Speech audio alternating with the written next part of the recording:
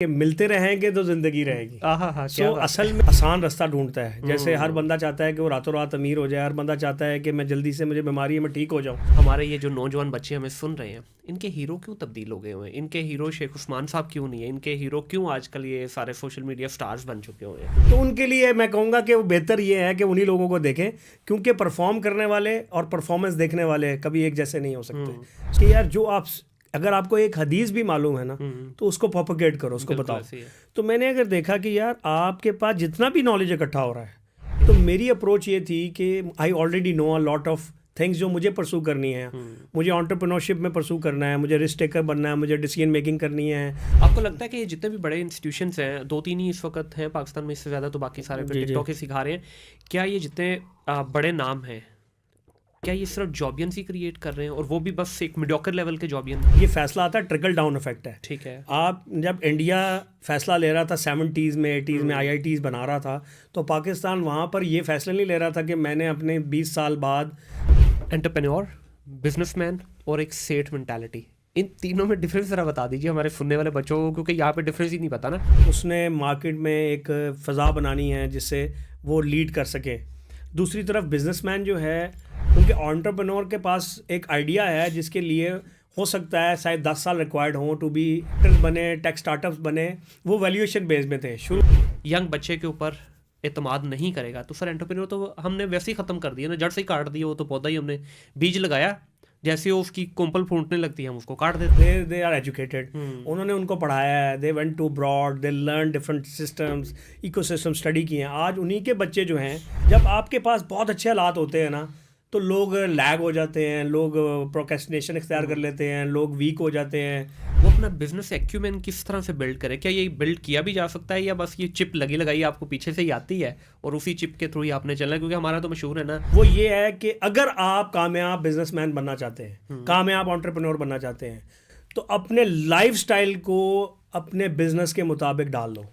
जबकि US market open होती है 4-5 बजे शाम के रात 2 बजे तक। बिल्कुल ऐसे ही। वाइफ को समझाना है कि मुझे अपने पैरामीटर इस तरह मैनेज करने और पड़ेंगे। हो भी जाते हैं, इसमें कोई मतलब रॉकेट साइंस नहीं है, बड़े आराम से हो जाता है। अब जो ये रिगरस ट्रेनिंग है, वो रिगरस ट्रेनिंग उसको घर से मिल जाती है। सही। जबकि बाहर वाला जो है ना, वो डायरेक्ट सक्सेस देख, और हमारा स्टॉल साइड पे कॉर्नर में कहीं होता है, तो we should have a big branding. Right. वहाँ पे उन्होंने फिर कनेक्शन लाउंज और ब्रांडिंग पॉइंट ऑफ व्यू से big made in Pakistan, tech destination Pakistan.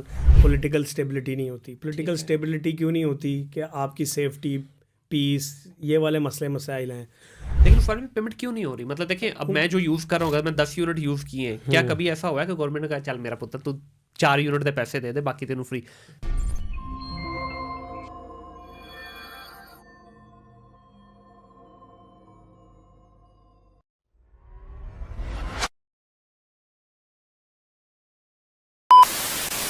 अस्सलाम वालेकुम ख़वातीन और हज़रात, welcome back to another podcast of Think Digital. My name is Munir Ahmed. आज की इस नशिस्त के अंदर एक ऐसे मेहमान को दावत दी है जो ना सिर्फ एक बिजनेसमैन है, बल्कि एक बहुत ही खूबसूरत पर्सनालिटी के मालिक हैं। जब बात करते हैं तो मज़ा आता है। ऑफ कैमरा हम काफ़ी डिस्कशन हुई, ऑफ कैमरा हम बात कर रहे थे कि इस प्रोग्राम को, इस पॉडकास्ट को हम एक यादगार पॉडकास्ट बनाना चाहते हैं, क्योंकि हम दोनों की डोमेन मोर और लेस सेम ही है। डोमेन के साथ साथ इनकी ख्वाहिश ये है कि जो पाकिस्तान के जितने यंग बच्चे हैं जो एंटरप्रेन्योरशिप की तरफ जाना चाहते हैं, उनके लिए एक रोड मैप बना के दिया जाए इस पॉडकास्ट के थ्रू। उन बच्चों के लिए एक मशले राह बनना चाहते हैं। उस्मान शेख साहब जो कि CEO हैं और चेयरमैन हैं ओजी ग्रुप के, उनसे आज डिस्कशन करेंगे। और ये माशाल्लाह इस वक्त 20 से ज़्यादा कंपनीज चला रहे हैं, लोकल एंड इंटरनेशनल। मेरे लिए भी बड़ी एक ये सादत की बात होगी कि इनसे सीखूंगा, क्योंकि मुझे बहुत सारे लोग सवाल करते हैं, जनाब आपको इन पॉडकास्ट से फ़ायदा क्या होता है? जितने लोगों का ये सवाल है, ये फ़ायदा है सर। जब आप इस तरह के हाई इंटेलेक्ट इंसान के साथ बैठते हैं ना, बहुत कुछ सीखते हैं, बल्कि इनकी सोहबत से आपके ऊपर भी कुछ असर होता है, आपके ऊपर भी कुछ रंग चढ़ता है। अस्सलाम वालेकुम उस्मान भाई। जी वालेकुम अस्सलाम सर, बहुत शुक्रिया सबसे पहले तो टाइम निकालने के लिए और मेरी पॉडकास्ट का हिस्सा बनने के लिए। ये मेरे लिए भी बड़ी सादत की बात है। और जैसे ही आपसे लास्ट टाइम दुबई में मुलाकात हुई थी, तो आई गॉट टू नो, तो उसके बाद हमारी एक गपशप भी शुरू हो गई। जी बिल्कुल। और फाइनली जो है आपने इनवाइट किया, and thank you so much for inviting me. Usman भाई, मैं ये समझता हूँ कि यही एक आपका जो है ना असासा है। देखिए, वो अक्सर लोग कहते हैं जी पैसे की लेन देन क्या है। मैं कहता हूँ पैसे की लेन देन जो है ना, ये बंद कमरे में एक टेबल पे चंद लोगों के दरमियान होती है, लेकिन जो आपका रिलेशन है ना, ये पब्लिक होता है। इसको छुपाया नहीं जा सकता। बड़ी फेमस आपकी इस बात से मुझे याद आ गया कि अक्सर कहते हैं ना कि यार जब हम मिल के जाते हैं तो कहते हैं इंशाल्लाह फिर मिलेंगे। जी। इसकी जगह होंगे मिलते रहेंगे तो नहीं बात हम अक्सर कहते हैं ज़िंदगी रही तो फिर मिलेंगे। जी बिल्कुल। हालांकि है ये कि मिलते रहेंगे तो ज़िंदगी रहेगी। सो असल में चीज़ ये है कि मिलना जो है ना, बिल्कुल, ये अल्लाह ताला ने इंसान के अंदर डाल दिया है कि आपस में आप जितना एक दूसरे से मिलते हैं, आपकी एनर्जीज जो हैं वो एक दूसरे को इन्फोर्स करती हैं, रीइंफोर्स करती हैं, आप सीखते हैं, आप आगे बढ़ते हैं। तो बेसिकली मिलना ही जीना है। बेशक ऐसे, लेकिन हमने तो आजकल मिलना और जीना जो है सिर्फ ये सोशल मीडिया को बना लिया हुआ है।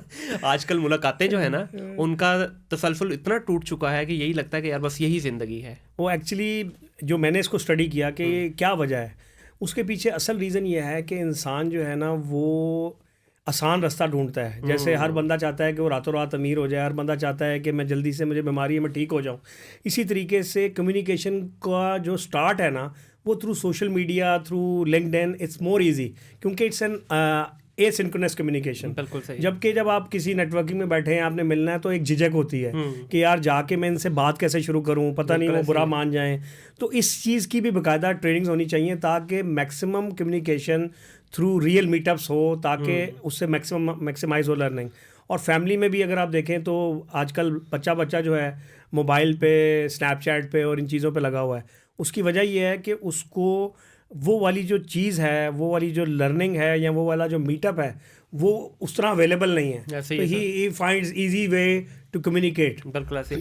शेख साहब, स्टार्ट में एक तल्ख सवाल पूछ लूँ before I get into the detail of your initial life. Sir, आजकल हमारे ये जो नौजवान बच्चे हमें सुन रहे हैं, इनके हीरो क्यों तब्दील हो गए हुए हैं? इनके हीरो शेख उस्मान साहब क्यों नहीं है? इनके हीरो क्यों आजकल ये सारे सोशल मीडिया स्टार्स बन चुके हुए हैं? मेरा ख्याल है कि उसके पीछे असल रीज़न ये है कि आप शॉर्ट लिव्ड रहना चाहते हैं और लोग शॉर्ट लिव्ड ही देखना चाहते हैं। उनको तो फौरी तौर पर पकी पकाई खीर चाहिए। उनको चाहिए कि लाइफस्टाइल कैसा है, एंटरटेनिंग किस तरह है, कहाँ कहाँ खर्चे हो रहे हैं, किस तरह का फूड खाया जा रहा है। सो लोग उसको एंजॉय करते हैं। मैं कहता हूँ कि जैसे एक आप समझ लें कि एक स्टेज है, थिएटर है, एक मूवी है। कुछ लोग थिएटर के स्टेज पे परफॉर्म करते हैं और कुछ लोग जो हैं वो परफॉर्मेंस को देखते हैं। तो ये यूथ ने फैसला करना है कि उन्होंने परफॉर्म करना है। अगर तो उन्होंने खुद से परफॉर्म करना है तो उनको आइडियल चेंज करने पड़ेंगे, लेकिन अगर उन्हें परफॉर्मेंस देखनी है तो उनके लिए मैं कहूँगा कि बेहतर ये है कि उन्हीं लोगों को देखें, क्योंकि परफॉर्म करने वाले और परफॉर्मेंस देखने वाले कभी एक जैसे नहीं हो सकते। सो हमारी गाइडेंस, हमारी नॉलेज शेयरिंग लोगों को परफॉर्म कराने के लिए है कि आओ ये स्टेज तुम्हारे लिए तैयार कर रहे हैं, आओ इस स्टेज पे आके परफॉर्म करो, क्योंकि तुम ही हो अपनी ज़िंदगी के राइटर, प्रोड्यूसर, डायरेक्टर और एक्टर। बिल्कुल। अगर आज तुम अपनी ज़िंदगी में ये एक्टिंग करना सीख जाओगे और अपनी स्टोरी खुद बिल्ड करोगे तो तुम्हारी परफॉर्मेंस देखने वाले दाद देंगे, फिर तुम एक हीरो बनोगे। सो हमें लोगों को हीरो बनाना है, ना कि सिर्फ अपनी परफॉर्मेंस दिखाने के लिए परफॉर्म करना। सो जितने ही आजकल के टिकटॉक स्टार हैं या जितने ये सोशल मीडिया स्टार्स हैं, इनकी लोग सिर्फ परफॉर्मेंस देखते हैं और उसको और परफॉर्म वो कर रहे हैं। तो ये फ़र्क है। बिल्कुल ऐसे। सर, इनिशियल लाइफ के बारे में जानना चाहूँगा, कहाँ पे पैदा हुए, अर्ली एजुकेशन वगैरह कहाँ से हासिल की? मैं लाहौर में ही पैदा हुआ और यहीं से मेरी अर्ली एजुकेशन भी है। फिर यहाँ से मैट्रिक किया, फिर वहाँ से एफएससी क्रिस्चियन कॉलेज, फिर यूईटी लाहौर चला गया, फिर यूईटी से टेक्नोलॉजिक्स चला गया, फिर वहाँ से नादरा चला गया, फिर वहाँ से चाइना चला गया, फिर वापस आया, लम्स एमबीए स्टार्ट कर दिया। फिर एमबीए से ड्रॉप आउट हुआ because I wanted to do something, क्योंकि मुझे पता था what I have to do in my life. तो फिर वहाँ से I started my own pursue my career as an entrepreneur back in 2011। और फिर ये सफ़र तय होते होते मैंने सिर्फ एक काम किया जो अक्सर पूछा जाता है कि ये किस तरह इतनी कंपनीज बन गई। उसके पीछे एक हदीस भी है कि यार जो आप, अगर आपको एक हदीस भी मालूम है ना तो उसको प्रोपेगेट करो, उसको बताओ। तो मैंने अगर देखा कि यार आपके पास जितना भी नॉलेज इकट्ठा हो रहा है, अगर आप वो साथ बांटना शुरू कर देते हैं ना तो वो प्रोपेगेट होता है और लोगों को फ़ायदा देगा। बिल्कुल सही। तो मैंने जब मुझे कुछ नज़र आया कि हाँ यार this thing has a potential, मैं अगर ये चीज़ शुरू कर रहा हूँ, इससे मुझे ये रिज़ल्ट आया, I started sharing with my teammates, my colleagues, my friends, my social media circle and people reaching out to me. We want to know कि ये कैसे होता है, और मैंने बताना शुरू कर दिया। आहिस्ता आहिस्ता लोगों को अपलिफ्ट किया, एनेबल किया, And in this way, we created so many CEOs that are running like 20-30 companies. माशाल्लाह सर, लम्ब से क्यों ड्रॉप आउट हुए? बड़ी इंटरेस्टिंग स्टोरी है सर प्लीज़ बताइए। लम्ब से इस तरह हुआ कि जब हमने लम्ब्स की क्लासेस मैंने शुरू की तो मुझे फील होता था कि there is a lot of gap, because मैं ये कहता होता हूँ, यहाँ एक वर्ड बड़ा इंपॉर्टेंट है जिसको हम कहते हैं माइंड की अप्रोच और मैच्योरिटी।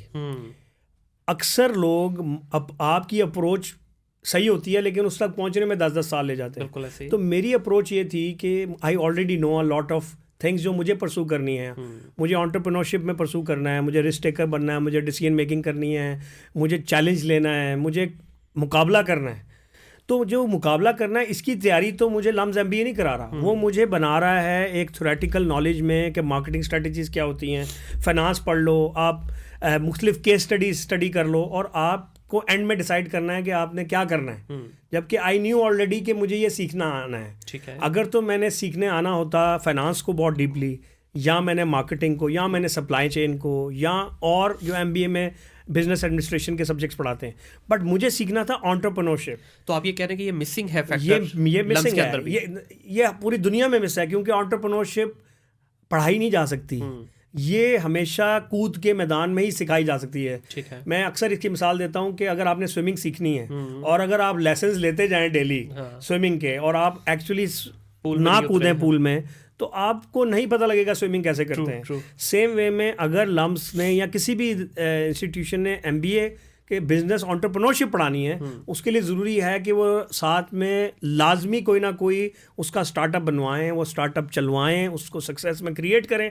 देन आई कैन से कि it is an entrepreneurship subject. आपको लगता है कि जितने भी बड़े इंस्टीट्यूशंस हैं, 2-3 ही इस वक्त हैं पाकिस्तान में, इससे ज़्यादा तो बाकी सारे टिकटॉक ही सिखा रहे हैं, क्या ये जितने बड़े नाम हैं, क्या ये सिर्फ जॉबियंस ही क्रिएट कर रहे हैं और वो भी बस एक मीडियोकर लेवल के जॉबियंस?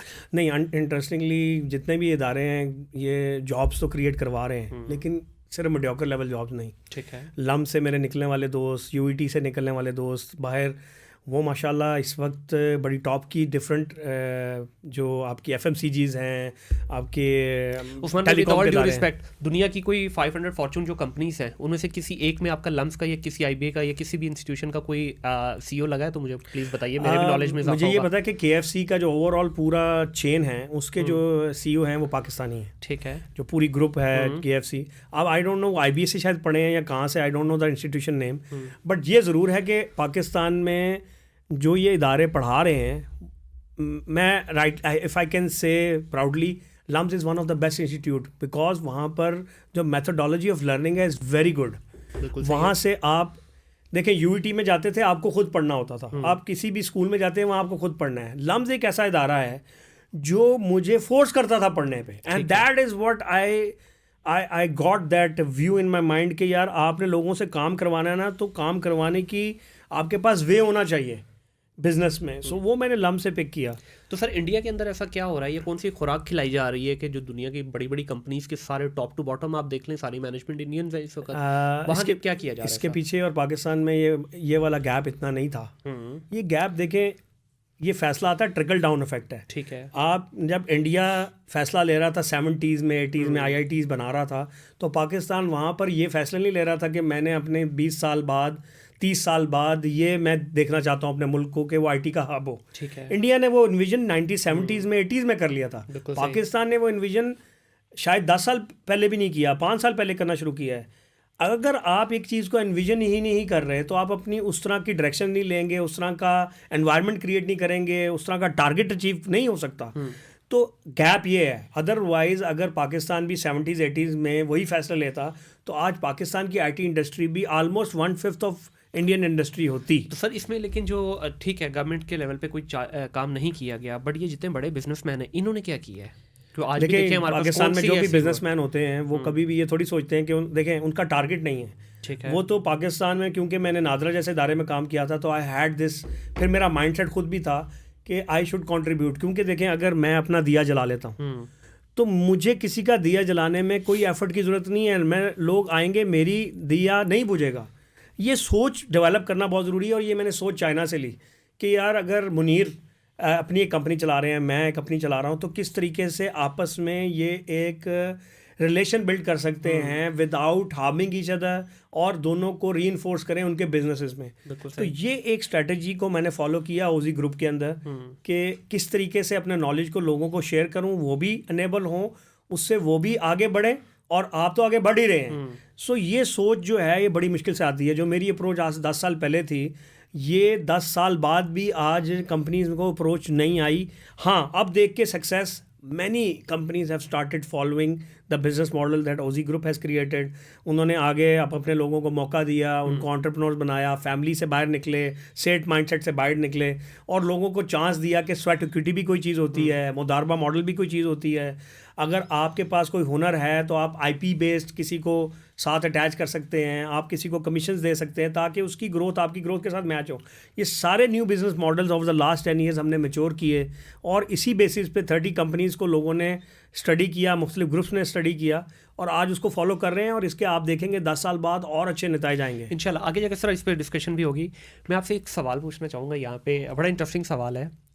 एंटरप्रेन्योर, बिजनेसमैन और एक सेठ मेंटालिटी, इन तीनों में डिफरेंस ज़रा बता दीजिए हमारे सुनने वाले बच्चों को, क्योंकि यहाँ पे डिफरेंस ही नहीं पता ना। लोग ये समझते हैं कि एंटरप्रेन्योर भी एक बिजनेसमैन है, बिजनेसमैन भी एक सेठ है। तो ये तीनों जो अलग अलग दुनिया के बासी हैं, इनको एक प्लेटफॉर्म पे किस तरह लाया जा सकता है? पॉसिबिलिटी भी है या नहीं है? एंटरप्रेन्योर जो है वो एक आइडिया उसके पास है, एक उसको उसमें अपॉर्चुनिटी, एक कमर्शियल वायबल आइडिया, उसमें वो एक मार्केट को लीड करके उसमें कोई ना कोई जिद्दत डाल के रिजल्ट लेके आ सकता है और सक्सेसफुल कर सकता है। लेकिन उसका काम शुरू होता है एक यूनिक आइडिया से और एक डिसरप्शन से। उसने मार्केट में एक फ़ज़ा बनानी है जिससे वो लीड कर सके। दूसरी तरफ बिजनेसमैन जो है वो एक run of the mill ideas को लेके ऑलरेडी जो कर रहे हैं लोग, जो सक्सेसफुल स्टोरीज़ हैं, उसको कन्वर्ट करता है और एक बिज़नेस आइडिया को लेके उसमें रिज़ल्ट लेके आता है, अर्निंग करता है। ठीक है। अच्छा, दोनों मैं अक्सर एंटरप्रेन्योर्स को पहले कहता हूँ कि बिज़नेस सीखो करना, क्योंकि एंटरप्रेन्योर के पास एक आइडिया है जिसके लिए हो सकता है शायद 10 साल रिक्वायर्ड हो to make it successful, to make it break even और to earn money out of it. तभी दो तरह के मॉडल्स होते हैं। एक है जिसको मैं कहता हूँ वैल्यू क्रिएशन मॉडल, ठीक है, और एक है प्रॉफिट बेस्ड मॉडल। मैंने ऑर्गेनाइजेशन शुरू की तो मैंने दोनों मॉडल्स को साथ साथ पैरेलली चलाया। वैल्यू क्रिएशन मॉडल ये है कि आपका एक आइडिया है, वो आइडिया डिसरप्ट कर सकता है मार्केट को, but it needs a lot of investment and it reaches to a certain level based on valuation. बिल्कुल सही। कि आज मैंने कंपनी है, ये आइडिया अभी कमाती नहीं है, इसकी $2 मिलियन वैल्यूएशन है। जैसे हमारा consolidate Pakistan first digital ad network था, हमने उसको पैसा रेज़ किया, बट उसका ताल्लुक ये था कि हम further next round of funding raise करें नेक्स्ट वैल्यूएशन पे। सो उसमें आपको एक ग्रोथ दिखानी है और वैल्यूएशन बेस्ड बिजनेस खड़ा करना है जिसके अंदर आपको रेगुलर इनकम नहीं आ रही, but you are creating something बिगर।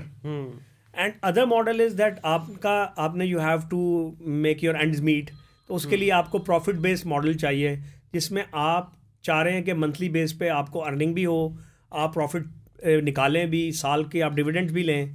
सो एक प्रॉफिट बेस्ड इकॉनमी खड़ी होती है, एक वैल्यू बेस्ड इकॉनमी। बिल्कुल सही। तो पाकिस्तान में अगर आप देखें जितने इंक्यूबेटर्स बने, टेक स्टार्टअप्स बने, वो वैल्यूएशन बेस्ड में थे। शुरू में इनिशियल फंडिंग हुई, NICs में भी हुई, ये जो प्लान 9 था उसमें भी हुई, उमर सैफ ने जो बनाया था जी। होता क्या है कि स्केल करते हुए नेक्स्ट राउंड ऑफ फंडिंग रह जाती है। उसके पीछे रीज़न वो एंटरप्रेन्योर खुद नहीं होता या उसकी वो ओवरऑल आइडिया नहीं होता, उसके पीछे रीज़न पाकिस्तान की पॉलिटिकल स्टेबिलिटी का बड़ा दखल है। पाकिस्तान के अंदर लोग इन्वेस्ट करने से घबराते हैं, उनका पैसा डूब ना जाए, बाहर का इन्वेस्टर घबराता है। और अगर लोकल इन्वेस्टर है, सेठ माइंडसेट है, क्योंकि हमने सेठों से भी पैसा उठाया, तो सेठ माइंडसेट से अगर हमसे गलती हुई, हमने वैल्यूएशन बेस्ड इकोनॉमी में उठा लिया, अब वो ये एक्सपेक्ट कर रहा था उसको मंथली इनकम आए, उसकी मंथली जो है रेन्यूमरेशन हो, कोई डिविडेंड्स निकले। सेठ लगाना चाहता है ऐसे काम में पैसा जिससे वो अपना पैसा भी रिकवर करे और मंथली उसको अर्निंग भी आए। तो यहाँ पर you have to create balance कि सेठ माइंडसेट क्या है। देखिए, सेठ सिर्फ अपने आप को प्रोटेक्ट करता है क्योंकि वो अपने पैसे को बढ़ाना चाहता है, कम नहीं करना चाहता, और वो खुद क्योंकि एक बिजनेस कर आया होता है तो ही नोज़ कि किस तरह उसने अपने पैसे को सिक्योर भी करना है, जिसको हम अक्सर ज़ुबान में कहते हैं प्राइवेट इक्विटी। जी। तो वो प्राइवेट इक्विटी में वो कंट्रोल भी चाहता है, वो बहुत सी चीज़ें जो है इन्फ्लुएंस करता है। वीसी मॉडल जो है उसमें वो चांस लेते हैं, उसका उस ग्रोथ का चांस है, लेकिन वो 1000 या 100 आइडियाज़ में से एक चलता है। सर ये जो आपने बात की है स्टेट मेंटालिटी की, आपको नहीं लगता कि कहीं ना कहीं इनको भी थोड़ा सा अब अपने आप को उस माइंडसेट से निकलना होगा? बिकॉज देखें, जब तक पैसे वाला शख्स यंग बच्चे के ऊपर एतमाद नहीं करेगा तो सर एंटरप्रेन्योर तो हमने वैसे ही ख़त्म कर दिया ना, जड़ से ही काट दिया। वो तो पौधा ही हमने बीज लगाया, जैसे वो उसकी कोंपल फूटने लगती है हम उसको काट देते हैं। मैंने आपको शुरू में बताया कि अप्रोच, जी, सेठों की ये अप्रोच बनने में बहुत बड़ा दखल होता है एंटरप्रेन्योर्स का सक्सेस क्रिएट करना। मैं अपनी इस 10 साल की मेहनत से मैंने एक सक्सेस स्टोरीज बिल्ड करने की कोशिश की, लोगों का माइंडसेट चेंज करने की कोशिश की कि देखो इस मॉडल से भी लोगों को मौका दे के, साथ दे के, पैसा लगा के आप सक्सेस क्रिएट कर सकते हैं और रिटर्न्स ले सकते हैं। सही। तो क्या हुआ है, अब आने वाली जो पीढ़ी है नेक्स्ट, सेठों के आगे जो बच्चे हैं, दे आर एजुकेटेड, उन्होंने उनको पढ़ाया है, they went to broad, they learn different systems, ecosystem study किए हैं। आज उन्हीं के बच्चे जो हैं उनके हाथ में जब पैसा आएगा तो they are more risk takers. फिर उन्होंने जो है वो, अब ये चेंज आ रहा है, इंटरेस्टिंगली ये चेंज आ रहा है। और पाकिस्तान में इस वक्त inflow of money in terms of जैसे इंटरेस्ट रेट बैंक्स के नीचे आ रहे हैं, तो लोग अपना पैसा बैंकों से निकालेंगे and mostly are looking to invest in tech startups. तो इस वक्त ग्रेट अपॉर्चुनिटी है for Pakistan, for the youth, for entrepreneurs कि ये तब्दीली आ रही है। और आने वाला वक्त देखिए, मैं एक बहुत बड़ा ऑप्टिमिस्ट हूँ and I am that kind of person जो बहुत वर्स्ट सिचुएशन में बहुत ऑप्टिमिस्टिक होता है। सही, बिल्कुल सही। और मैं बहुत अच्छी सिचुएशन में बड़ा पैसिमिस्ट होता हूँ, क्योंकि मुझे पता है जब आप पैसिमिस्ट हो, जब आपके पास बहुत अच्छे हालात होते हैं ना, तो लोग लैग हो जाते हैं, लोग प्रोक्रेस्टिनेशन इख्तियार कर लेते हैं, लोग वीक हो जाते हैं, दे वेंट इनटू डिफरेंट, मतलब उनको फिर फोकस लूज़ कर जाते हैं, हार्ड वर्क लूज़ कर जाते हैं। उस टाइम पे ज़रूरी होता है कि यू गेट कनेक्टेड विद कि नहीं, हमें और काम करना है, अभी हम वहाँ नहीं पहुँचे। बिल्कुल सही। अभी जो हालात चल रहे हैं, भले मैं कितने भी वर्स्ट सिचुएशन हो, इंटरनेट के मसाइल हैं आपके और बड़े हैं, लेकिन इन सब के होते हुए मैं ये समझता हूँ द नेक्स्ट 5 years पाकिस्तान का टाइम आ गया है। अच्छा, आप कह रहे हैं बड़ा खुशाइन टाइम आने वाला है और इंशाल्लाह शुरू हो गई है। इसमें से एक यंग बच्चा जो है वो अपना बिजनेस एक्यूमेन किस तरह से बिल्ड करे? क्या ये बिल्ड किया भी जा सकता है या बस ये चिप लगी लगाई आपको पीछे से ही आती है और उसी चिप के थ्रू ही आपने चलना है? क्योंकि हमारा तो मशहूर है ना जी, चन्यूटी शेख को सिर्फ बिजनेस आता है और मेमन को बिजनेस आता है पाकिस्तान में, बाकी तो बेचारे बस हमी।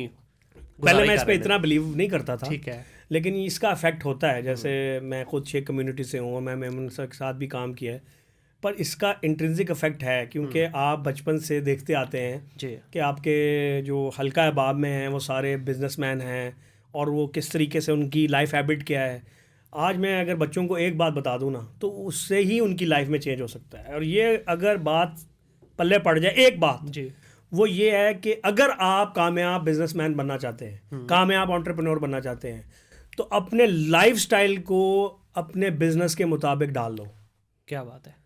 और अगर आप कामयाब इंसान अपने लाइफस्टाइल को बनाना चाहते हो, तो फिर लोग क्या करते हैं, अपने बिजनेस के को डालते हैं अपने लाइफस्टाइल के मुताबिक। जैसे ही आपने बिजनेस को कॉम्प्रोमाइज़ किया लाइफस्टाइल पे, तो अब आपने लाइफस्टाइल को प्रायोरिटी दी है, अब आप उसको फोकस करेंगे। इसकी मिसाल ऐसे है कि अब एक सर्विसेज कंपनी है जो यूएस के साथ काम करती है, ठीक है, लेकिन उसका लाइफस्टाइल उसको इजाज़त देता है और फैमिली पैरामीटर्स के वो सुबह 10 बजे से शाम 6 बजे तक काम करें, जबकि यूएस मार्केट ओपन होती है 4-5 बजे शाम के रात 2 बजे तक। बिल्कुल ऐसे ही है। अगर वो अब अपने लाइफस्टाइल को मैप नहीं कर रहा अपने बिजनेस माइंडसेट के साथ, तो वो कभी भी कामयाब नहीं होगा। I can write it on. बिल्कुल ठीक है। इसी तरीके से डिफरेंट देख लें जो आइडियाज़ हैं, आप किस रीजन के साथ काम कर रहे हैं। अगर आप जापान के साथ काम कर रहे हैं, आप गल्फ रीजन के साथ काम कर रहे हैं, you have to map your timings, you have to map your mentality with that mindset.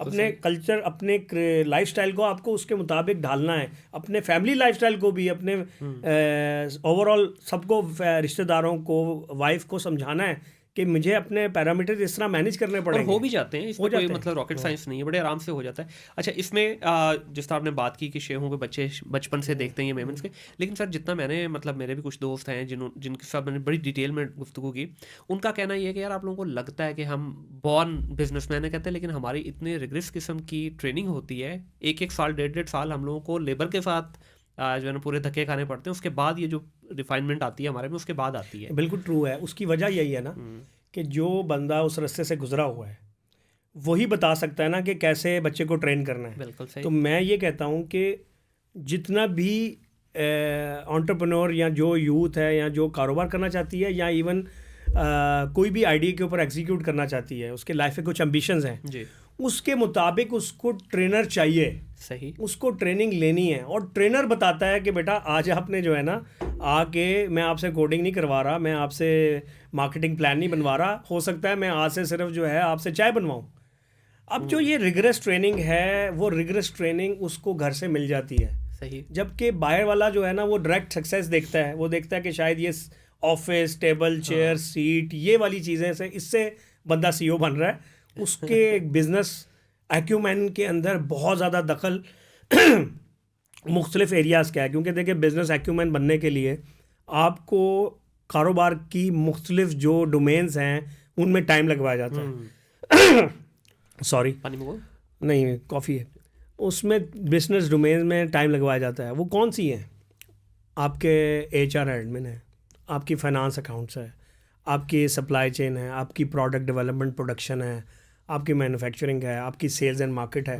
अब जो बच्चा है उसको ट्रेन किया जा रहा है इन सारे शोबों में, उसको बताया जा रहा है कि यहाँ पर ये होगा, यहाँ पर ये वो उधर से अब बिल्डअप हो रहा है। सही, जबकि दूसरी तरफ एक बच्चे को जो कि इस फैमिली से बिलोंग नहीं करता या इस ओवरऑल इकोसिस्टम में नहीं है, उसको पता ही नहीं है स्टेप्स क्या लेने हैं। बिल्कुल सही, उसके लिए गाइडेंस की। और यही चीज़ मैंने अपने, जब मैं खुद इन चीज़ों से गुजरा था तो फिर मैंने फ़ैसला किया कि यार मैं अगर अपने दोस्तों को इन रास्तों से गुजार दूं और इनकी यही मॉडल की ट्रेनिंग कर दूं तो they will be successful people.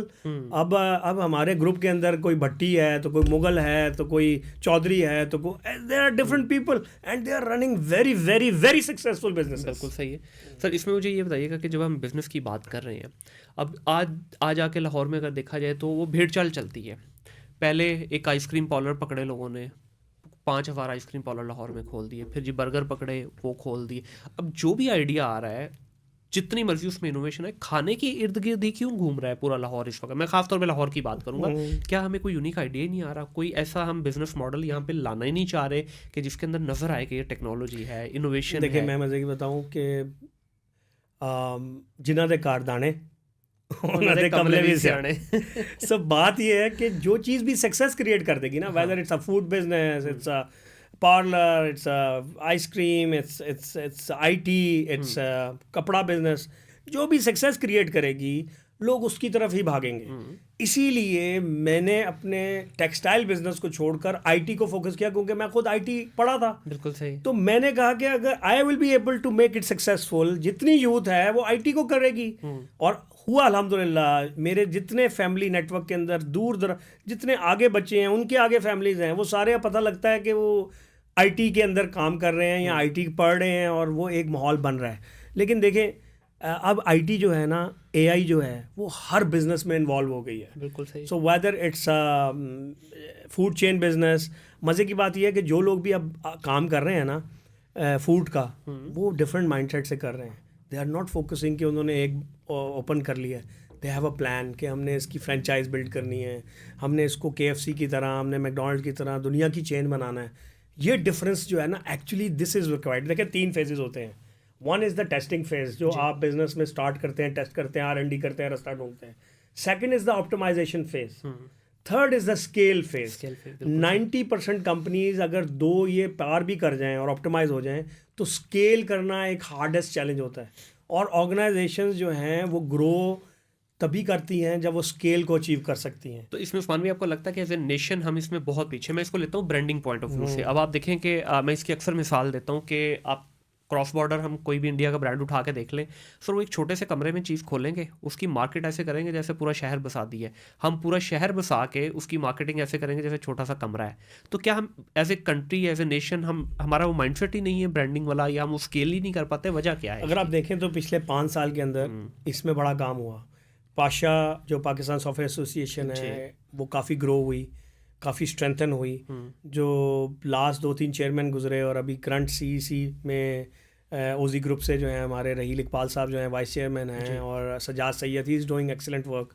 उससे पहले जो एक्स चेयरमैन थे उन्होंने फोकस इस चीज़ का किया कि यार हम जाइटेक्स में जाते हैं जी, और हमारा स्टॉल साइड पे कॉर्नर में कहीं होता है, तो we should have a big branding. वहाँ पे उन्होंने फिर कनेक्शन लाउंज और ब्रांडिंग पॉइंट ऑफ व्यू से big made in Pakistan, tech destination Pakistan, P7 ने इसके अंदर बड़ा अच्छा काम सर, इस किया पे है। कर लूं बात सो थोड़ी मैं आपको बताऊं कि लास्ट 6 ईयर्स 5 ईयर्स से बहुत बेहतरी आई है। मैं ये नहीं कहता कि we are there yet, but things are changing. लेकिन लेट्स बी वेरी ऑप्टिमिस्टिक। अच्छा, मैं कहूँगा कि हम फोकस ना करें कि गलतियाँ जो हो रही हैं, देखें जब आपने रास्ता पकड़ लिया ना, अब गलतियाँ होंगी लेकिन ये इम्प्रूव होती जाएंगी, आगे से आगे बेहतरी आएगी। मैच्योरिटी में क्यों नहीं जा रहे उस्मान भाई? मैं अभी इस दफ़ा 5 दिन में उसका 5 दिन का पास लेके 5 दिन मेरा ख्याल है मेरे को कुछ नहीं तो 20-25 किलोमीटर मैंने अंदर छाना है, क्योंकि पूरा जो हॉल है ना जाइटेक्स वाला, ये पूरा जो वो एग्जीबिशन सेंटर, उसकी एक एक चप्पा में 10 साल वहाँ पे घूमता रहा हूँ। मैं इस दफ़ा 5 दिन वहाँ पे रहा हूँ, बड़ा रिलीजियसली मैं पूरी एग्जीबिशन को देखा है। सर, जो सबसे मायूसी वाली चीज़ है ना, पता नहीं कहना चाहिए या नहीं, जो आप कनेक्शन उसकी लॉन्च की बात कर रहे हैं, मैं वहाँ पे गया, मुझे पहले लगा कि यार शायद यही पाकिस्तान पवेलियन, एक सिंगल बंदा वहाँ पे नहीं। मुझे एक इजिप्शियन मिला, उसने कहा नोबडी इज हियर। कोई बंदा वहाँ पे एंटरटेन करने के लिए नहीं था, खाली वाइट कलर के बड़ा खूबसूरत सेटअप बना के कुर्सियाँ लगाई, एक बंदा वहाँ पे एक नहीं था।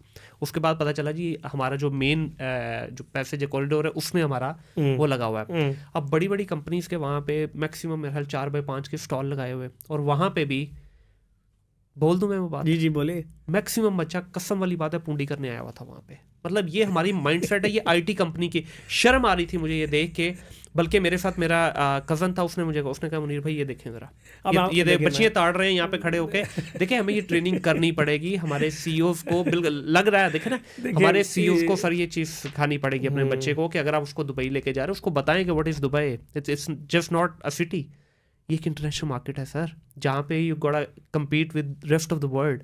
वहाँ एक डिफरेंट माइंडसेट आता है। इंडियन आते हैं, उनकी मेच्योरिटी देखें सर, नज़र आती है आपको। इजिप्शियन जिनको हम समझते हैं गधे हैं, उनकी मेच्योरिटी नज़र आती है आपको। मुनीर, अगर आप देखें तो आज से 5 साल पहले ये चीज़ भी नहीं हो रही थी। हाँ बिल्कुल ऐसे ही है, ये तो मानते हैं ना? बिल्कुल ऐसे ही है। तो अगर आज से 5 साल पहले जो चीज़ नहीं हो रही थी, आज हम इस स्टेज पे पहुंच गए। मैं एक बात का तो एक्सेप्ट करने को तैयार हूँ कि जो काम हम 10 साल में जाके अचीव करेंगे, why not in 1 year, why not in 2 year, and that requires training, that requires unification of all the departments to work as one single beautiful machinery. Exactly. But वो सारा आपको पता है पाकिस्तानी जैसे हालात में, जहाँ पे 2 जमातें इकट्ठे बैठने में एक दूसरे की सीट का मसला आ जाता है और हार्मनी आपको नज़र नहीं आती, वहाँ कैसे एकदम चेंज आ जाए। But things are moving positively step by step. देखें, जो बच्चा पहली दफ़ा दुबई जा रहा है, एक दफ़ा उसको कल्चरल शॉक तो लगेगा। जो मुख्तलिफ मुल्कों में जा रहा है, यूरोप, US, तो पहले दिन या पहली दफ़ा जाते हुए तो ये सोचेगा कि मैं वहाँ पर चलो ट्रैवल कर लूँगा, ट्रिप करूँगा, बिजनेस उसके बाद का फोकस होगा। तो यहाँ हमें उसको ये मार्जिन देना चाहिए, क्योंकि उसने जब नेक्स्ट जाना है ना, तो नेक्स्ट उसके अंदर इम्प्रूवमेंट होगी, उसके बाद और इम्प्रूवमेंट होगी। Yes, it will waste a lot of time, for that आपका आइडिया अच्छा है कि जाने से पहले प्रॉपर लोगों को, लेकिन अगर इनके ऊपर बात भी हो जाए ना, जो आपके साथ स्टाफ जा रहा है उसको ये नॉलेज दे भी दिया जाए, वही वाली बात है, अप्रोच बनने में टाइम लगता। 3 चीज़ें हैं जिन चीज़ों से मैं समझता हूँ कि short term, mid term, long term address होते हैं। अगर आप चाहते हैं प्रॉस्पेरिटी आए, उससे पहले आपकी safety, peace and political stability, economy की ग्रोथ रिक्वायर्ड है। ठीक है, इकोनॉमी की ग्रोथ, इकोनॉमी की पॉलिसीज़ बनी हुई हैं, बेस्ट हैं, इम्प्लीमेंटेशन भी हो सकती है, लेकिन मसले कहाँ आते हैं आपकी, जब पॉलिटिकल स्टेबिलिटी नहीं होती। पॉलिटिकल स्टेबिलिटी क्यों नहीं होती? कि आपकी सेफ्टी, पीस, ये वाले मसाइल हैं। जो भी इन्वेस्टर है बाहर बैठा है, जो भी एक सोशल मीडिया का इन्फ्लुएंसर बाहर बैठा है, आज पाकिस्तान उससे थ्रेट महसूस कर रहा है, विद रिगार्डलेस ऑफ कौन से रीजंस हैं। पर एक चीज़ यहाँ पर आपको पता है कि हमारे यहाँ है, जिसकी वजह से हमें एक्सेप्ट करना पड़ेगा कि ये मसाइल रहने हैं, और ये मसाइल तभी सॉर्ट आउट हो सकते हैं जब अप्रोच बनेगी। कुछ हलकों की शायद टाइम लगेगा, दूसरा रास्ता तो मुझे कोई नज़र नहीं आता, अप्रोच बनने का ही आता है। जब ये समझ आ जाए कि आज का जो यूथ है उसको अगर आप कुछ ना दें, मेरे साथ USAID के कई इंटरनेशनल फाइनेंशियल इंस्टीट्यूशन के लोग आए और बस है, मैंने कहा we don't need any support, we just need कि हमें काम तो करने दिया जाए ना, हमें फोकस करके काम करने दिया जाए। हमें इंटरनेट की एक्सेप्शनली गुड जो स्पीड है, उसके साथ जो हमारा क्लाइंट है, हमें वो उसकी फ्रीडम तो दी जाए। और अब तो एक इंटरनेट और तरफ है, VPN का सेपरेट एक मसला बना हुआ है, और VPN के ऊपर अलहदा से शोर है कि इसकी रजिस्ट्रेशन हो और इसका सारा जो है वो प्लान के मॉनिटरिंग हो. सो थिंग्स आर देयर जो कि हम किसे कहते हैं ना कि these are the consequences to work in Pakistan. और वो दुनिया में हर जगह होते हैं. देखिए मैं वियतनाम गया, मैं टर्की गया, मैं फ़िलीपींस गया, मैं जापान गया. Every country has its own. China में गया. अब आप देखें, आप कह रहे हैं पाकिस्तान में इंटरनेट के मसाइल हैं, लेकिन मैं चाइना गया, वहाँ मैं ना फेसबुक यूज़ कर सकता हूँ, ना मैं लिंक्डइन यूज़ कर सकता हूँ, ना मैं google.com यूज़ कर सकता हूँ, ना मैं कुछ यूज़ कर सकता हूँ. खुद भी टेक से हैं और बड़ा करीबी आपने इन चीज़ों को देखा है. क्या सर, किस वजह से हम क्यों फंस गए हैं कि VPN लगा दो जी, इंटरनेट रोक दो जी, शार्क ने नेट काट दिया? नहीं, टेक्निकल इसके पीछे रीज़न क्या है? ये शार्क नहीं पकड़ी जा रही है हमसे? सर ये तो सब कवर स्टोरीज हैं. हाँ, तो ऑल कवर स्टोरीज. बिल्कुल सही. एक्चुअली तो उन्होंने ये प्रॉब्लम्स, मतलब ये चीज़ों को कंट्रोल करना था, बिकॉज देर आर एलिमेंट जो समझते हैं कि उन एलिमेंट्स का उससे पाकिस्तान की स्ट्रेटेजिक डेप्थ डिस्टर्ब होती है. तो वो एलिमेंट जो हैं वो जहन साजी कर रहे हैं. सोशल मीडिया को उस तरह कंट्रोल नहीं किया जा सकता. उसके लिए फिर फायरवॉल का आना इंपॉर्टेंट. मैं यही कह रहा हूँ, वो इम्पॉर्टेंट है, उसको इम्पॉर्टेंट की तरह लिया जाता. उसको जब उसको अर्जेंट की तरह लिया गया है तो फिर उसके ऊपर काफ़ी सवाल उठते हैं.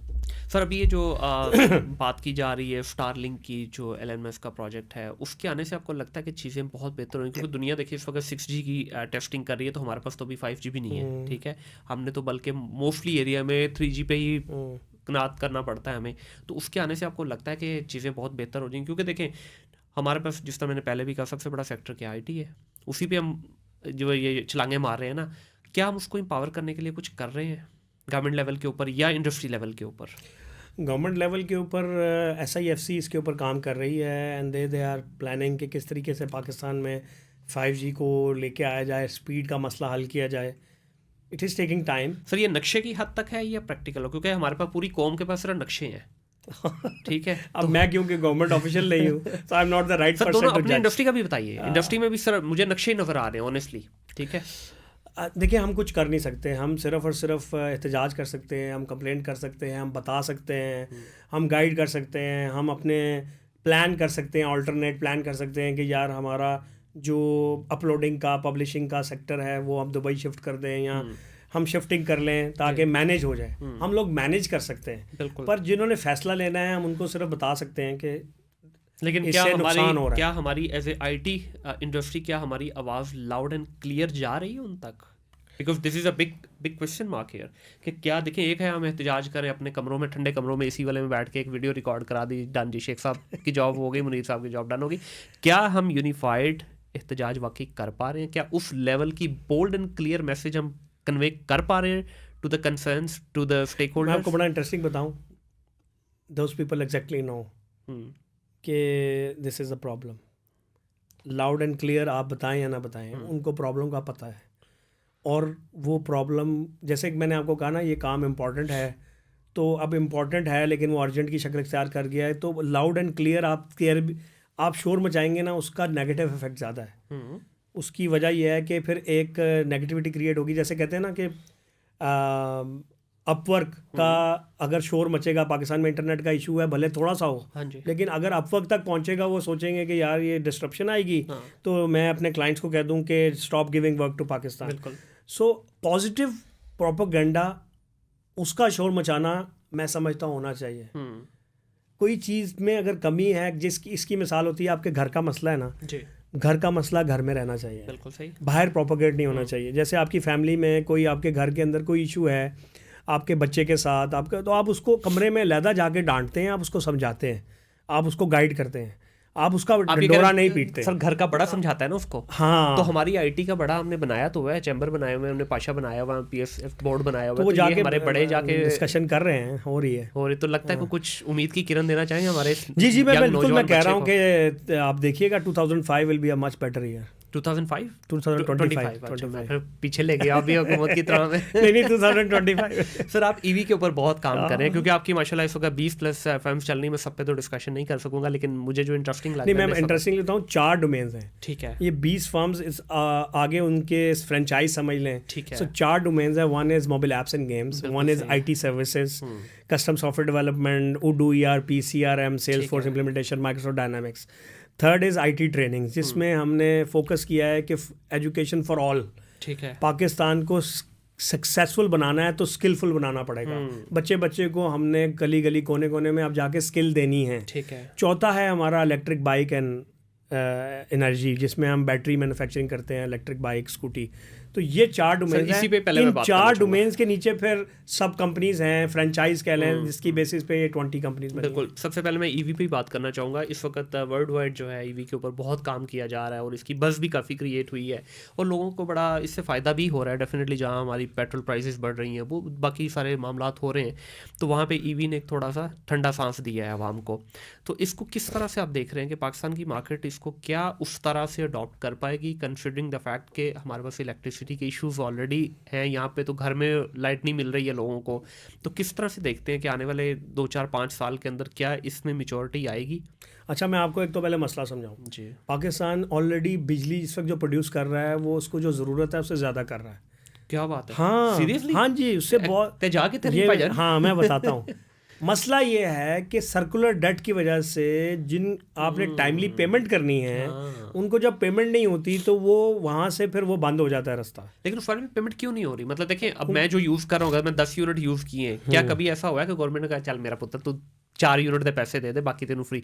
10 की बजाय हमें तो 12 के पैसे चार्ज किए जा रहे हैं, चोरी के भी हमें मिलते हैं। हाँ, मसला ये है कि कई इलाकों में चोरी हो रही है, हाँ। कई सूबों में चोरी हो रही है, वहाँ पर नहीं होती, तो फिर वो वजन आप पे आ जाता है। दूसरा देखें, एक ऑलरेडी आपने ओवर कैपेसिटी IPPs ये वो बिल्ड कर लिए हैं। ठीक है। वो ऑलरेडी अगर आपको प्रोडक्शन दे रहे हैं ना, तो वो आपको कॉस्ट उसकी बारे में नहीं है। आपको उनकी पेमेंट्स जो हैं वो डिले कर करके अब आप एक सर्कुलर डेट में फंस चुके हैं। अब वो क्या है कि जब तक आपकी ओवरऑल सिचुएशन बेहतर नहीं होगी, ये सर्कुलर डेट से जब तक नहीं निकलेंगे तो ये मसला हल नहीं होना। इसकी मिसाल है, आपने 50 टेक्सटाइल की इंडस्ट्रियाँ लगाई हों, लेकिन अगर वो चल ही नहीं रही हैं, हाँ, बिल्कुल, तो वो अपनी कैपेसिटी नहीं पूरी कर रही, तो कैसे आपने उससे कपड़ा जो है पाकिस्तान की मांग पूरी करनी है? सेम वे में है, पाकिस्तान में इस वक्त जितनी कैपेसिटी चाहिए उससे ज़्यादा प्रोड्यूस होने की कैपेबिलिटी है, बट क्योंकि उनको टाइमली पेमेंट्स नहीं होती, सर्कुलर डेट में फंसला फंसता है, इसलिए हम फंसे रहते हैं। और अगर हम इसमें फंसे रहते हैं तो फिर आप कह रहे हैं कि किस तरह EVs अगर ज़्यादा हो जाती हैं तो शिफ्ट करें में चार्जिंग के मसाइल आएंगे, ये वाले मसाइल आएंगे। तो जैसे आप देखें कि CNG भी प्लानिंग के बगैर इतने ज़्यादा स्टेशंस लगवा दिए, उसके बाद जो है वो फिर CNG का मसला आना शुरू हो गया, तो फिर वो लोगों ने जो इतनी इन्वेस्टमेंट की थी वो ज़ाया हुई। ये आंसर स्टिल नॉट, मतलब ये आंसर जो है ना, ये क्वेश्चन जो हैं ये अनआंसरेबल हैं सोफ़ा, क्योंकि जब तक इसके ऊपर प्रॉपरली इदारे बैठकर एक पूरा फ्रेमवर्क डिफ़ाइन नहीं करेंगे और बिजली प्रॉपरली मुहैया नहीं करेंगे और सस्ती बिजली मुहैया नहीं करेंगे, तो फिर इवेंचुअली पता क्या होगा, हम उस स्टेज पे जा रहे हैं कि अभी तो हाफ प्राइस पे या 1/3 प्राइस पे आप बिजली और पेट्रोल की कॉस्ट मैच कर रहे हैं। कहीं ये ना हो जाए कि आपका ये मसला ही ना हल हो और बिजली इतनी महंगी हो जाए कि आप कहें कि यार मैं बिजली से चलाऊं या मैं पेट्रोल से चलाऊं, सेम हो जाए। तो इसको एड्रेस करना अभी टाइमली, इसकी प्लानिंग करना और उसके मुताबिक ये मुहैया करना बहुत ज़रूरी है। और आने वाला वक्त जो है वो पॉजिटिव है विद द थिंग्स के we should address the important. अगर देखा जाए ओवरऑल ही, इवन जो चाइना की भी आ रही हैं, price is very high compare to the normal petrol bike.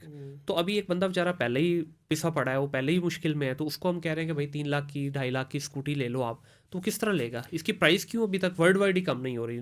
Not only in Pakistan, world अच्छा, वाइड मैं इसकी कम आपको नहीं हो रही। इसके इंटरेस्टिंग फिगर देता हूँ। जो पेट्रोल बाइक है जी, और जो बैटरी के साथ चलने वाली बाइक है, उसमें सिर्फ और सिर्फ जो मेजर डिफरेंस है वो बैटरी का है। सही, बिल्कुल सही। अगर आप बैटरी निकाल दें बीच में से, तो जो बाइक है विद मोटर, यानी कि एक पेट्रोल बाइक का इंजन होता है, ये बाइक विद मोटर होती है, ठीक है, उसकी प्राइस पेट्रोल बाइक से सस्ती हो जाती है। अगर 3 लाख की बाइक है तो 1.5 लाख की उसमें बैटरी है। ओ, मेजर कॉस्ट बैटरी की है। उसके लिए जो है ना, हम लोग काम कर रहे हैं और गवर्नमेंट के साथ मिलके भी ये प्लान है कि किसी तरीके से लोग सिर्फ जो है वो बाइक विद मोटर ऑन करें, बैटरी ऑन ना करें। ठीक है। और बैटरी जो है ना वो स्वैपेबल हो, वो किसी भी स्टेशन में जाएं, जैसे पेट्रोल बढ़वाते हैं इस तरह वो एक किस्म की बैटरी जो है वो चार्जिंग ऐड करवाएं। सो पे पर चार्ज उनको कॉस्ट हो, जैसे पेट्रोल की होती है, पर बैटरी की उनके ऊपर बर्डन ही ना हो, बैटरी ऑन करने के अलग कंपनीज हों और वो वहां से अपनी अर्निंग करें। अच्छा, ये यूरोप में है ऑलरेडी? जी, ये चाइना में भी चल रहा है, इंडिया में भी हैं कंपनीज और ये सक्सेसफुल अच्छा, इसमें इसको अगर मैं थोड़ा सा ज़रा सिंप्लीफाई करूं, आप ये कह रहे हैं कि आप लेट्स से जिस तरह भी दुबई वगैरह में हम जाते हैं या यूरोप में जाते हैं तो आपके पास फास्ट चार्जर जो है लगे हुए हैं, ठीक है, आप गए जाके अपनी गाड़ी प्लग इन की, 15 से 20 मिनट में आपको 30 के आसपास जो है परसेंटेज वो लोड कर देती है और आप दोबारा अपनी मंजिल पे चले जाएं। इसमें आप ये कह रहे हैं कि आप किसी भी जगह पे जाएंगे, जगह जगह स्टेशन बने होंगे, वहाँ पे बैटरीज का बैंक मौजूद होगा, आप जाएं, पहले वाली जो डिस्चार्ज होगी बैटरी उसको निकालें, प्लग करें, वो चार्ज होनी शुरू हो जाएगी, नई बैटरी उठाएं, अपनी बाइक में लगाएं और चले जाएं। ऐसे तो इसका सर इसमें जो हमारे मसले मसाइल है, ताकि बैटरी गायब होगी तो उसको कैसे एड्रेस उसमें आजकल जो है वो बैटरी के अंदर, जैसे क्योंकि हम बैटरी मैन्युफैक्चरिंग भी करते हैं तो अभी एंटी थेफ्ट सिस्टम लग गए हैं और आप बैटरी को जो है वो ओवरऑल लॉक कर देते हैं। बैटरी जैसे ट्रैकर्स होते हैं गाड़ी के, वो लॉक हो जाते हैं, तो इस तरह बैटरीज के अंदर भी बैटरी जो है वो लॉक हो जाएगी, वो कंजप्शन नहीं करेगी, पर उसके भी तोड़ मौजूद हैं। हाँ। लोग उसमें से सेल निकाल के यूटिलाइज करेंगे, प्रॉब्लम्स हैं ये वाले। लेकिन देखिए वो तो इटसेल्फ फिर बाइक खरीदने वाले का ये प्रॉब्लम है, उसकी बाइक चोरी हो जाए। सो ओवरऑल जो मैंने आपको कहा कि सबसे पहला दुनिया में कोई भी मुल्क है, और हमें ज़्यादा दूर जाने की ज़रूरत नहीं है, आप यूएई सऊदी अरब को देख लें जो पाकिस्तान के बहुत दोस्त ममालिक में शुमार होते हैं। सबसे पहली चीज़ उन्होंने क्या दिया है, पीस ऑफ माइंड, कि यार मैं घर में जब दुबई में होता हूँ मैं अपने घर का लॉक ही नहीं करते। ये उन्होंने ना परसेप्शन क्रिएट कर दी है। इसका ये मतलब नहीं मसले नहीं होते, लेकिन वो उस तरह के मसलों को हाईलाइट नहीं करवाते जी। क्योंकि देखें, ये ज़हन में रखें, अगर आप किसी गलत मसले को हाईलाइट करते हैं, उससे अक्सर हम टीवी में देखते हैं, साफ़ी कहते हैं मसला है तो बता रहे हैं, लेकिन मसले को जब आप गलत मसले को हाईलाइट करते हैं वो और प्रोपोगेट होता है। अच्छा, यहाँ से एक बड़ा कॉमन सा कल्चर हमारे यहाँ शुरू हो चुका हुआ है जी, मैं अर्ली रिटायरमेंट ले ली। क्या एक एंटरप्रेन्योर की रिटायरमेंट होती है कुछ? मैं तो यहाँ पर कहूँगा कि ये तो उतनी लाजम है। देखिए, एग्जिट प्लानिंग सबसे पहले करनी चाहिए। जैसे आपने कहा ना कि गेम बनाई है तो फ्लिप करने की प्लानिंग हो, प्लॉट लिया है तो एग्जिट करने का प्लान हो। इस क्योंकि अल्लाह ताला ने इंसान को सबसे पहले एग्जिट करने का ही, यानी कि तुम आए हो, तुमने मरना है। हाँ, बेशक। तो इसी तरीके से आप अगर अपनी एग्जिट की प्लानिंग नहीं ना करते तो फिर आप चीज़ों को डिले करते हैं।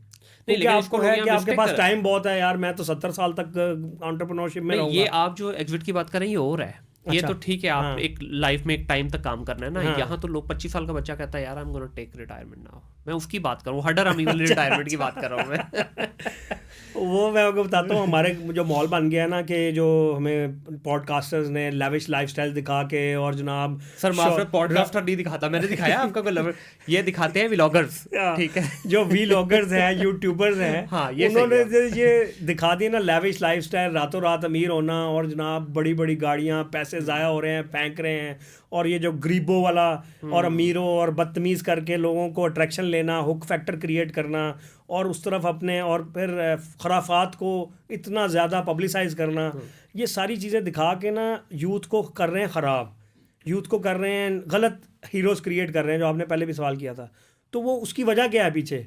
वो होता है ना कि हमने सारों को किस ट्रक की बत्ती के पीछे लगाया है कि देखो हमें, देखो हम परफॉर्म कर रहे हैं और तुम हमारी बस परफॉर्मेंस देखो, उसको एंजॉय करो। और वो जो है ना, हमारा अगर देखा जाए तो पहले फैमिली की पॉलिटिक्स में एक दूसरे की गिफ्टें करके दिल खुश होता था, दिल पशोरी करते थे हम। अब दिल पशोरियाँ ये होती है, वो उसको देखो उसने ये चीज़ ले ली है, उसने ये ले ली है।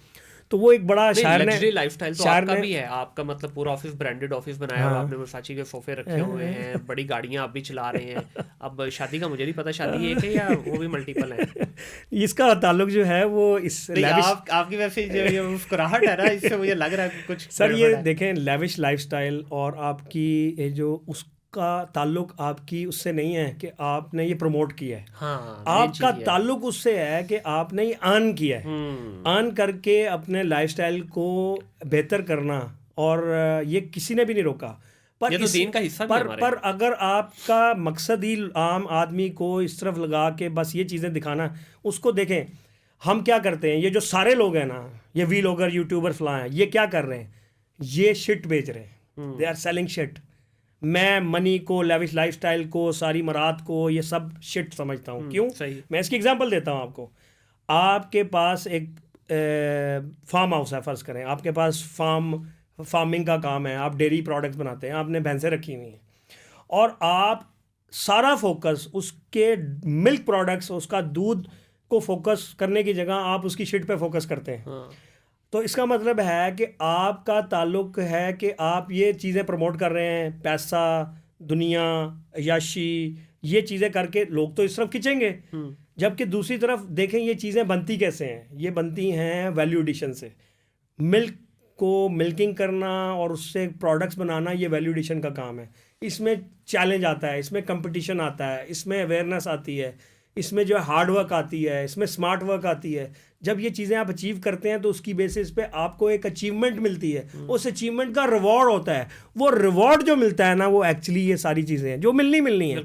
अगर एक भैंस दूध दे रही है तो वो बाकी चीज़ें भी देगी, लेकिन आपका सारा फोकस उस तरफ है। तो वो एक शायर ने क्या कहा है, दुनिया दे विच गम नहीं मुकदे। वाह, की कहना है, दुनिया दे विच गम नहीं मुकदे, बंदा मुक जाता है पर कम नहीं मुकदे। क्या बात है। असी चंद ते की जाना है, साढ़े घर दे काम ही नहीं मुकदे। तो असल में ना हम फंसे हुए हैं कि हमारे घर के काम खत्म हो, वो आप घर में फ़ोन कर ले तो दही ले आए, चाय ले आए, बोतल ले आए, फला ले आए, ये ले आए, पेपर। सो इंसान जो है वो बड़े काम तभी कर सकता है जब उसका डायरेक्शन सही राह पे डाली जाए, उसको सही मेंटोर्स दिखाए जाएं, सही हीरोज़ क्रिएट किए जाएं। और इन सब के ऊपर देखें, जहाँ पर हमारी इतनी इंस्टीट्यूशंस इंटरनेट पे बैन लगा रहे हैं, ये सारे भी लोग पे बैन लगना चाहिए। सर बैन ये खराब कर रहे हैं कौम को। भाईजान इस वक्त तो आपकी गवर्नमेंट उनको बुला के, मैं वही कह रहा हूँ, हीरोज तब्दील कर लिए ना, बजाय इसके कि उस्मान शेख साहब को बुलाया जाए और पूछा जाए एक पोडियम पे कि जनाब ये किस तरह 20 कंपनियां खड़ी कर ली, हमारे बच्चों को भी बता दो। यहाँ व्लॉगर को बुलाया जा रहा है, उसको बुला के गवर्नमेंट की कैंपेन्स चलवाई जा रही हैं। ठीक है, तो ये तो हमारे हालात हैं कि संजीदगी का आलम ये है कि हम बात कर रहे हैं मसले हल करने का, संजीदगी इस लेवल तक पहुंच गई कि इनको बुलाया जा रहा है। एनीवे सर, बहुत मज़ा आया आपसे डिस्कशन करने का। मैं चाहूँगा, क्योंकि मुझे आपके शेर पढ़ने के अंदाज में ना बड़ा मज़ा आया है, मैं चाहूँगा कि इस पॉडकास्ट का इख्तिताम जो है खूबसूरत शेर से किया जाए। वैसे तो बहुत से शेर हैं, लेकिन दिल के करीब हो, जो एक फौरी भी याद आ रहा है, वो ये है कि ज़िंदगी जो है ना वो एक सफ़र है। बेशक। और इस सफ़र को हसीन बनाओ। वाह। उसको हसीन बनाने के लिए हर वक्त जुस्तजू में रहो, क्योंकि याद रखें जो अमल का एक कतरा नीयत के 1000 कतरों से बेहतर है। बिल्कुल। और जुस्तजू का एक कतरा अमल के 1000 कतरों से बेहतर है। क्योंकि जब आपने नियत की, उसके बाद अमल किया, उस अमल के बाद आपने जुस्तजू यानी कि R&D की, वो 1000 कतरों से बेहतर है। तो इसके ऊपर शायर ने कहा है, न जाने कौन है जिसकी तलाश में नासिर, न जाने कौन है जिसकी तलाश में नासिर, हर एक सांस मेरा अब सफ़र में रहता है। हाय हाय हाय, क्या बात है। बहुत शुक्रिया जी सर, बहुत शुक्रिया, मज़ा आया, बड़ी जामिया गुफ्तगू की आपने और मज़ा आया। ये देखिए, इससे पता चला है कि ये जो सफ़र है ना, एक स्टडी से स्ट्रगल से एंटरप्रेन्योरशिप से एक कामयाबी, और उसमें भी एक जुस्तजू मौजूद है। ये आज के हमारे नौजवान बच्चे के लिए सफ़र है, ये आज के नौजवान बच्चे के लिए एक सीख है। मेरे लिए इस कमरे में बैठ के ये सीख है कि भाई लाइफ को खूबसूरत बनाना है ना, तो खूबसूरत काम करने पड़ेंगे। बड़े किसी विजन को देखना है तो उसके लिए आज मेहनत करनी पड़ेगी। उस्मान भाई, बहुत शुक्रिया आपका। Thank you so much. आप लोगों का बहुत शुक्रिया जी। आपको आई होप इस पॉडकास्ट से कुछ ना कुछ ज़रूर ऐसा मिलेगा जो आपकी लाइफ की एक डायरेक्शन सेट कर देगा। ज़िंदगी में हम बहुत कुछ करते हैं, बहुत सारी चीज़ें सीखते हैं, बहुत सारी चीज़ें इंप्लीमेंट भी करते हैं, लेकिन कहीं ना कहीं हमारी लाइफ जो है वो अधूरी रहती है। हमारी ज़िंदगी में सिर्फ एक मेंटोर आता है आके, वो शायद हमें कुछ उस तरह से सिखाता तो नहीं है, लेकिन उसकी कही हुई कोई एक बात हमारे दिल में उतर जाती है और आप अपनी पटरी पे आ जाते हैं, और आपकी ट्रेन का जो रुख है वो उस सिमत में चल पड़ता है जहां आपको आपकी मंजिल मिलती है। आई होप कि आपको ये डिस्कशन पसंद आएगी। अपना ख्याल रखिएगा, अपने इर्द गिर्द के माहौल को साफ रखिएगा। टिल देन, अल्लाह हाफ़िज़।